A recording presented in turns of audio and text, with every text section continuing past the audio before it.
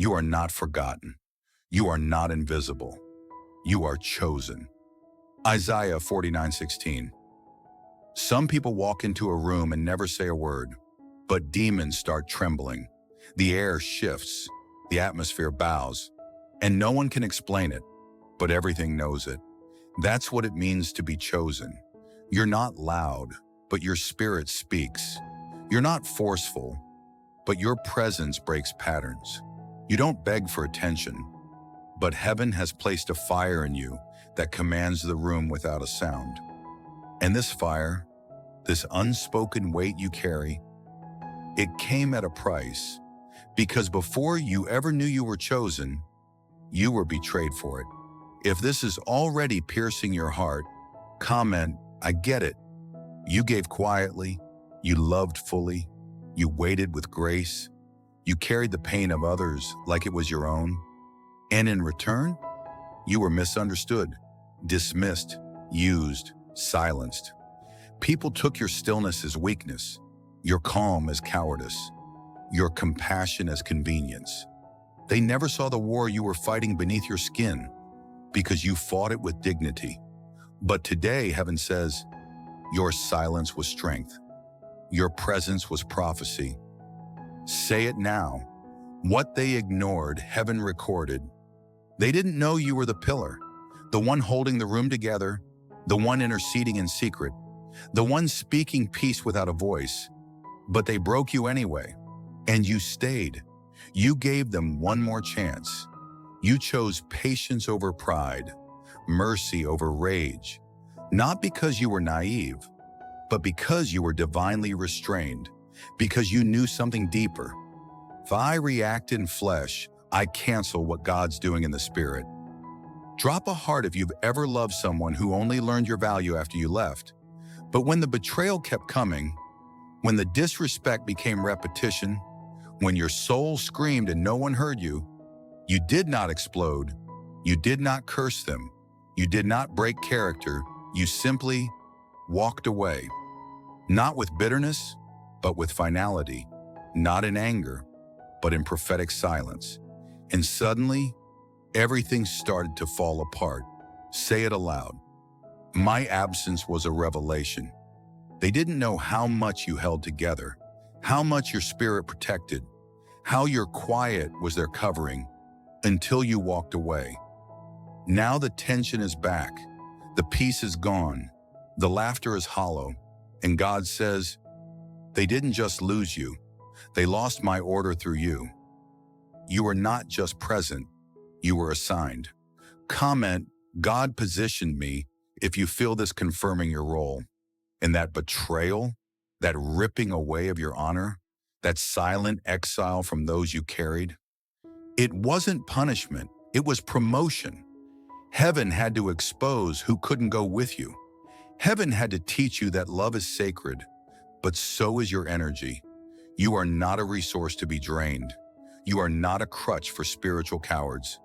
You are not a light to be dimmed to keep others comfortable. Speak this boldly.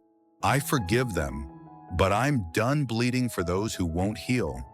The betrayal was real, but so is your awakening. You are not just kind. You are not just patient. You are not just loving.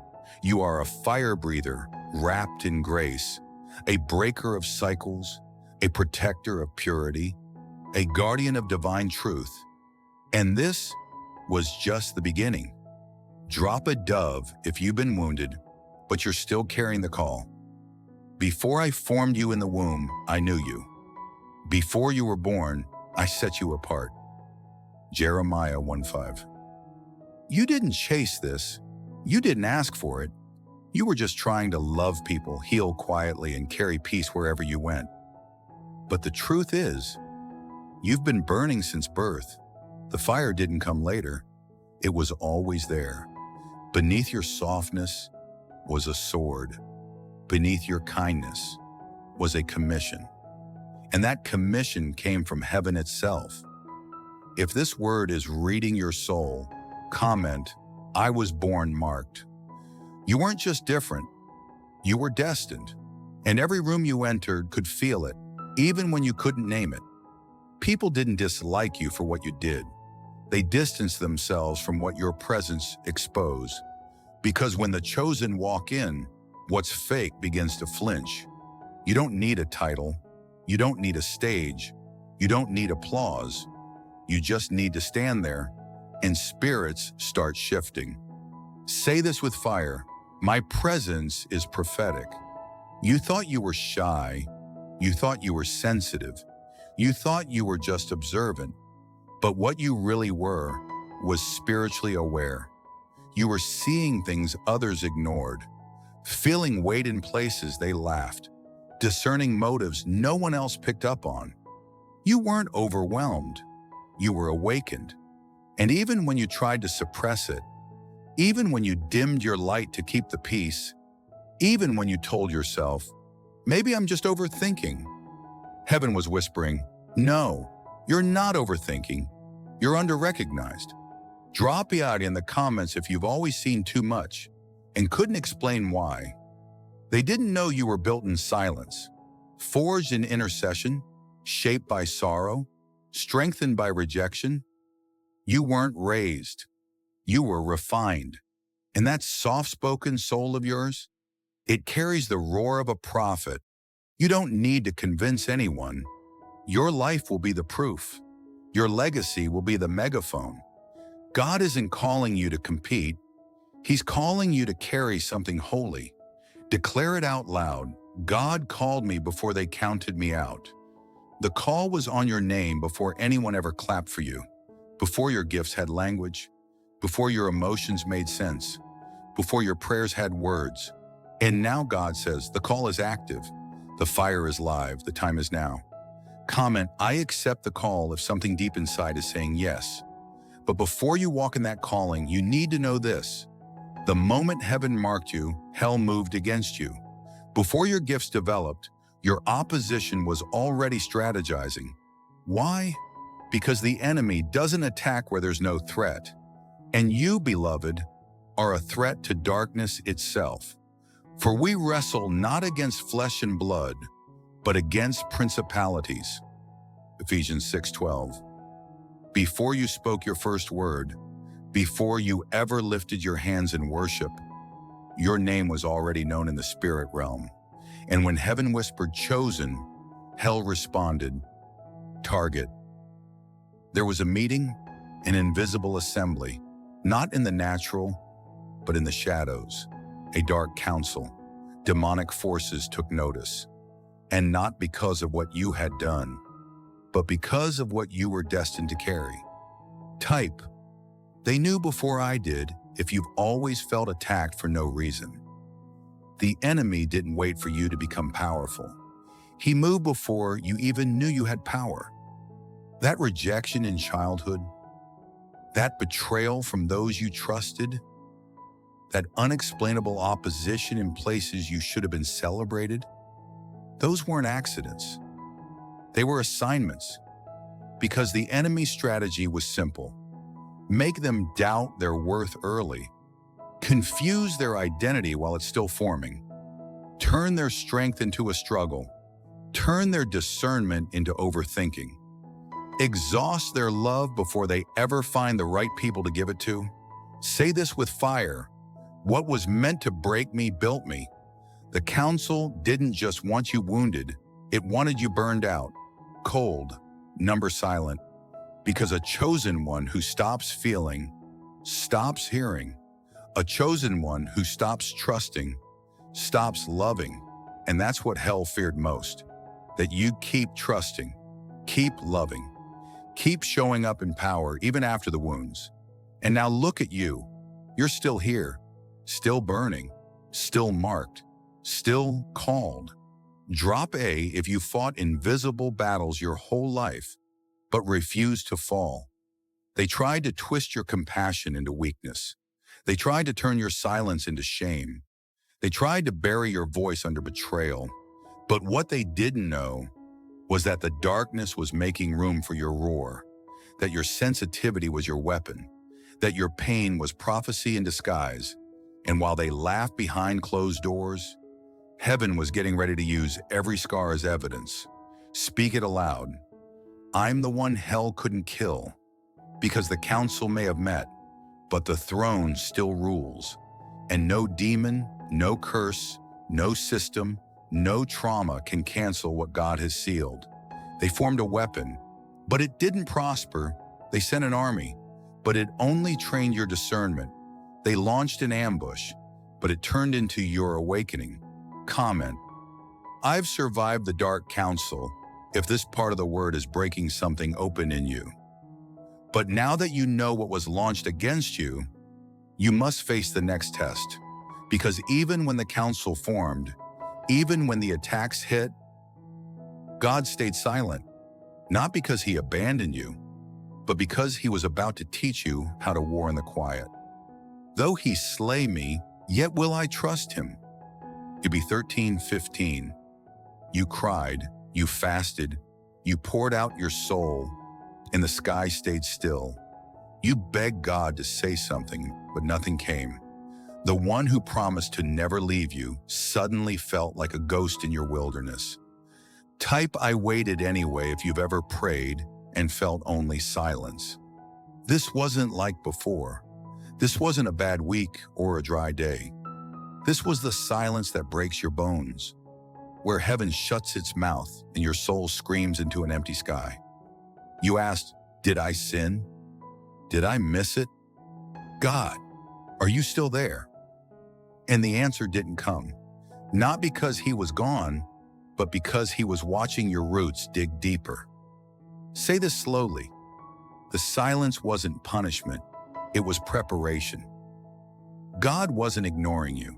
He was instructing you without words, teaching you to walk by fire, not feelings, because only those who can worship with no spotlight, no applause, no affirmation, can be trusted with authority that doesn't crumble when storms come.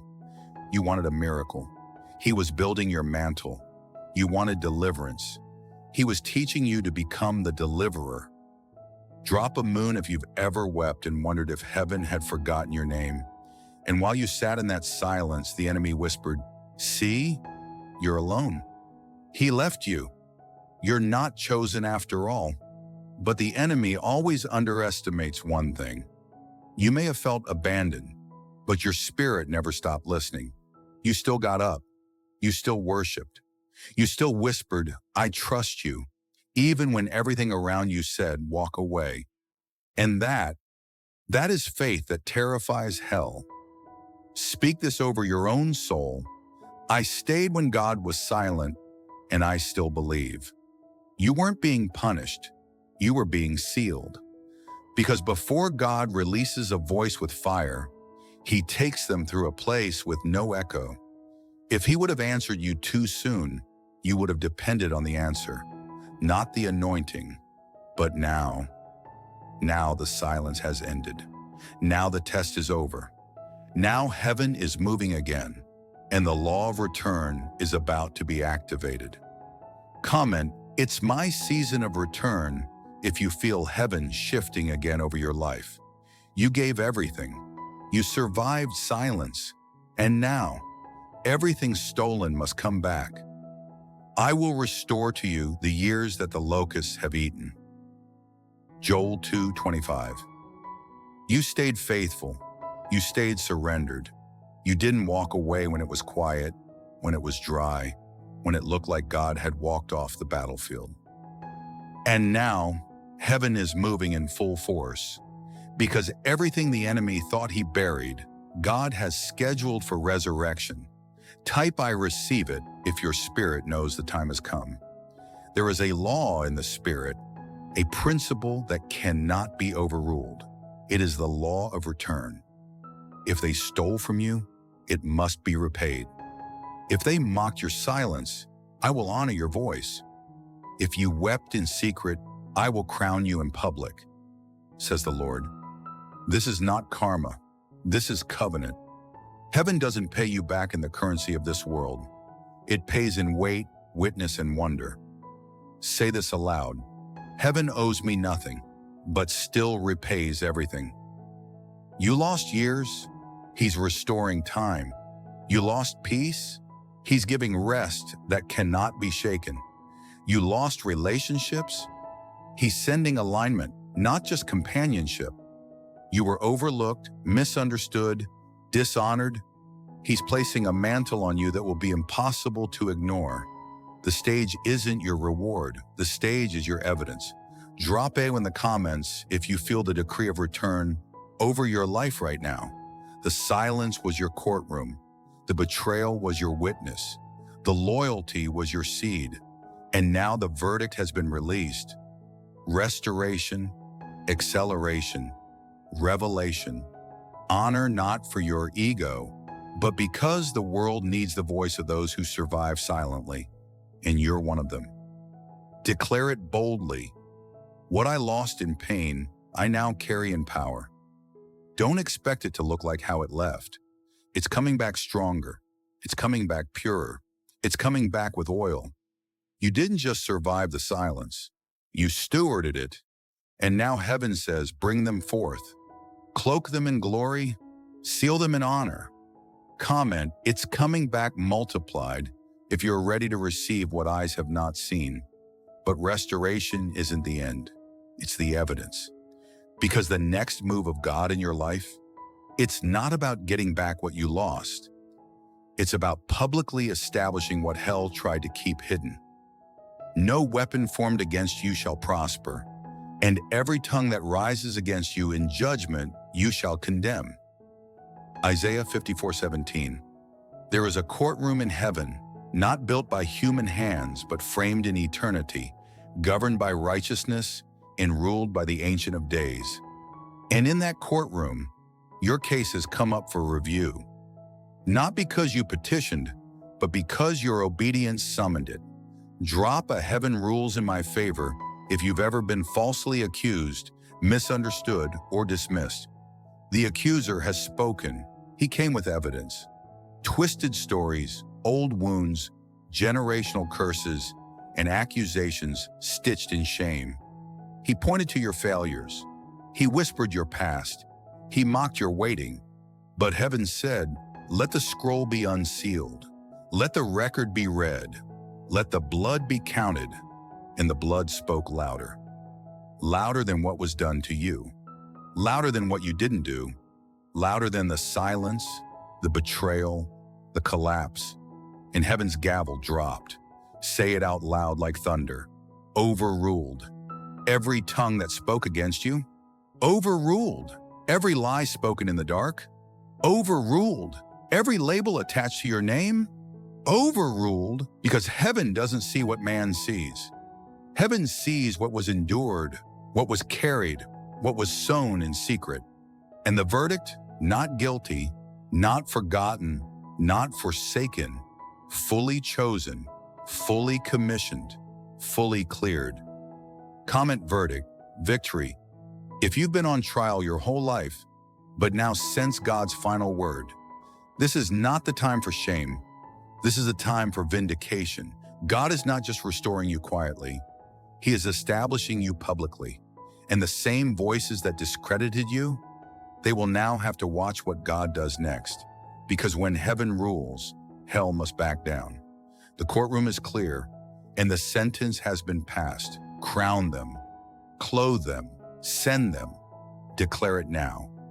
I've been cleared, crowned, and called. This wasn't just for you. This was for every generation behind you. The ones who didn't have a voice, the ones who didn't get their day in court. But you stood, you waited, you trusted. And now the heavenly courtroom doesn't just send you out, it sends you out with glory. Drop me in the comments if you know you're leaving the courtroom differently than you entered. And as you walk out, the honor doesn't stay behind. It follows you. It surrounds you. It covers you like oil. Because the next chapter isn't about justice. It's about honor. You prepare a table before me in the presence of my enemies. Psalm 23:5. They saw your tears, but not your prayers. They heard your silence, but not your intercession. They witnessed your fall, but now they're about to witness your rise, because heaven has moved. And when heaven moves, honor follows. Comment, I'm stepping into public honor if you know your time of hiding is over. You were the one who held it all together. The unseen support, the backbone of the house, the quiet intercessor. And they forgot you. They dismissed you. They mistook your meekness for mediocrity. But now God is lifting your name like a banner, not for clout, not for ego, but because he is faithful to those who didn't quit when it hurt the most. Say this boldly: I carried it in silence. Now God is revealing it in glory. This is not about vindication. It's about divine demonstration. Your name is becoming a testimony. Your scars are becoming your sermons. Your life is becoming living proof that God rewards the faithful. They didn't see your value back then, but now God will show them your weight. Drop a dub if you've ever felt overlooked, but know heaven never missed a moment. He's not giving you the spotlight. He's giving you the mantle, the weight to carry generations, the oil to speak into atmospheres, the strength to stand where others fall. Because you didn't seek attention, you sought his face, and now he's putting his hand on you in full view. Declare it: I am not rising by force, I'm rising by fire. Your name is becoming safe again. Your voice is gaining volume. Your presence is gaining weight. And those who tried to reduce you to the season they found you in will now have to reintroduce themselves to the version God has crowned. Comment: they won't recognize me. I'm walking in oil now. If this word is marking your spirit, this is your coronation, not because you demanded it, but because you survived the wilderness with worship still on your lips. And now the same tables where you were once ignored, they're being prepared for your elevation, because heaven doesn't just honor the loud, it honors the loyal, and you have been faithful with the little. Now watch God trust you with the weight. For such a time as this, Esther 4:14. This wasn't random. This wasn't a detour. This wasn't just about pain or process. This was about purpose. You weren't just being prepared. You were being positioned for a mission that required everything you've walked through. Type, now I see it, if you're starting to understand the deeper reason for your journey. You are not just called to speak. You are called to shift atmospheres. You are not just gifted. You are strategically placed. Your story was never about survival alone. It was about becoming a living blueprint for breakthrough. There are people who will only believe in freedom because they saw you walk out of the fire still breathing. Say this with fire: I'm not a survivor, I'm a signal. You were attacked early because the enemy saw what you were carrying. You were misunderstood repeatedly because what you carry can't be explained. It must be experienced. You were rejected because you were sent to rebuild what religion ruined. And now it's time to walk in the full weight of your mission. Drop a in the comments if you feel the clarity of your calling settling in. You are called to heal with your voice, deliver with your presence, lead with your scars, set captives free with your silence and your fire. You are a holy disruption, a breaker of generational curses, a restorer of the broken, a lighthouse for the forgotten. You weren't just preserved, you were commissioned. Declare this over yourself: my life is a weapon in God's hands. You'll walk into rooms that don't even know why they shift until you open your mouth and chains start breaking. You'll encounter people who don't even know they're bound until your presence wakes up what's been sleeping in their spirit. You'll preach without saying a word. You'll prophesy through posture. You'll love in ways that make demons uncomfortable, because your mission is not surface. Your mission is surgical. Comment, send me, Lord, if you feel the mantle resting on your shoulders even now. The fire wasn't just to refine you. It was to make you recognizable in the spirit. The betrayal wasn't just to break you. It was to build a warrior who feels deeply and fights wisely. The silence wasn't just to test you. It was to sharpen your hearing beyond human frequency. And now, heaven's sending you, not just to speak, but to rebuild the ruins. Here I am, Lord, send me. Isaiah 6:8. This part isn't for everyone. This isn't a broadcast. This is a summons. Heaven is calling for a response, and not just any response, a surrendered one. Because you've heard the message, you've felt the confirmation, you've endured the war, but now God is asking you, will you go all in? Type, I say yes, if this moment is marking your soul. Not halfway, not part-time, not when it's easy, not when it's convenient, but all in. Heaven is not looking for professionals. He's looking for the broken who stayed faithful, the wounded who kept worshiping, the hidden ones who never stopped believing. And you are one of them. Say this out loud. You can have it all, Lord. I'm not holding anything back. God is not asking for your talent. He's asking for your trust. He's not asking you to be ready. He's asking you to be willing. He's not looking for perfection. He's looking for surrender, because your surrender will do more in this generation than the polished efforts of the proud. Drop A if your yes comes from a deep place, the place that cost you everything. This is your crossroads. You can either keep carrying the weight alone or hand it to the one who marked you from the beginning. He's not calling you to be understood. He's calling you to be obedient. He's not calling you to be safe. He's calling you to be set apart. You've been chosen. You've been tried. You've been trusted. Now it's time to be released. Declare it. My life is not mine. My fire is not mine. I am fully yours. You don't need to know what's next. You don't need all the answers. You just need to open your hands and say yes.